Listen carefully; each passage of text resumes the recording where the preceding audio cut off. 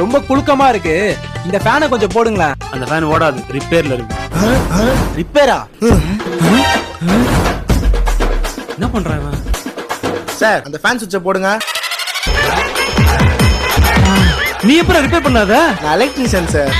2-3 வருஷமா இந்த வேலை தான் பார்த்துன்னு இருக்கேன்.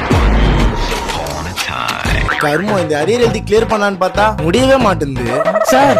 புடிங்க தம்பி போண்டு வேணா சமோசா தரியா? சார் நீ எவ்வளவு அட்ஜஸ்ட் பண்ணி சாப்பிடுங்க சார். நாளைக்கு எத்தனை நிறைய எக்ஸாம் டைம் ஆயிடுச்சு. அரியர் எக்ஸாமா? ஆமா சார், ரோல் நம்பர் 26 நான் தான்